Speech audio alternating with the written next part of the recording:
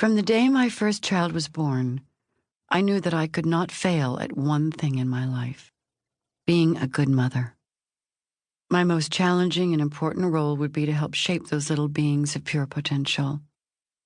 Jobs, friends, and even spouses come and go, but your children are yours forever, even when they set sail away from the motherland.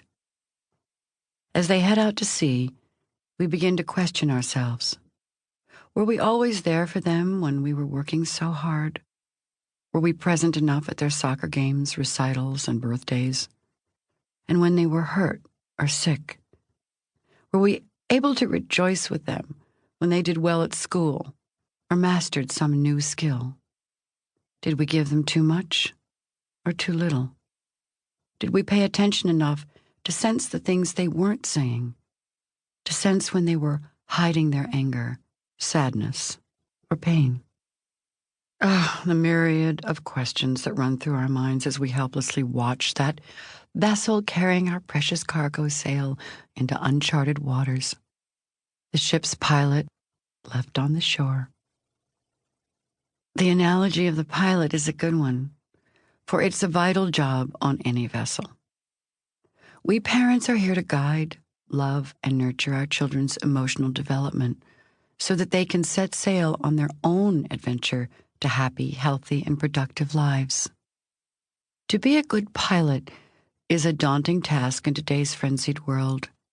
It requires focused attention and commitment.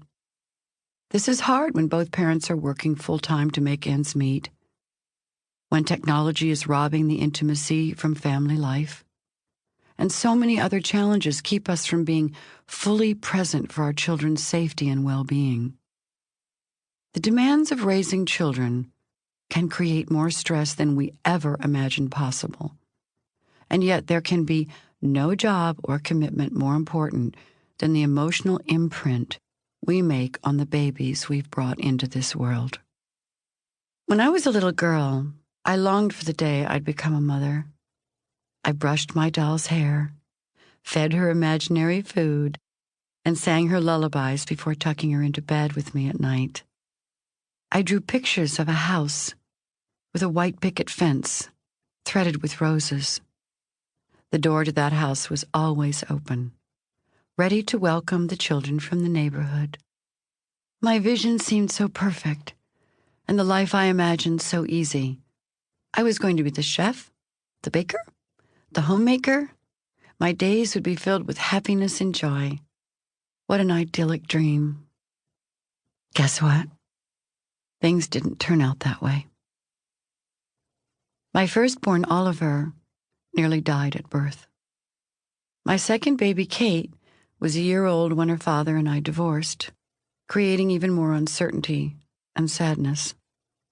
That's when I discovered that children are nothing like dolls, and that being a parent is really hard. Even fame and fortune can't make those things better. In fact, they can make raising children that much more challenging. My most joyful discovery at this difficult time was that in spite of the enormous responsibility of nurturing my children, my heart not only grew larger, but seemed to expand until it could hold a limitless amount of loving kindness. Sometimes, though, even a mother's love isn't enough. Being a single parent was so challenging.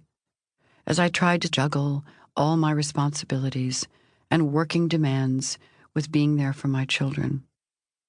I even became an assistant soccer coach, though I barely knew the rules of the game. I can laugh about that now. But the tears came at night when I'd lie alone in bed wondering what happened to my perfect dream. Would I ever find a man to love who would love my children as I do? It just seemed so impossible. And then a miracle happened. I met Kurt Russell.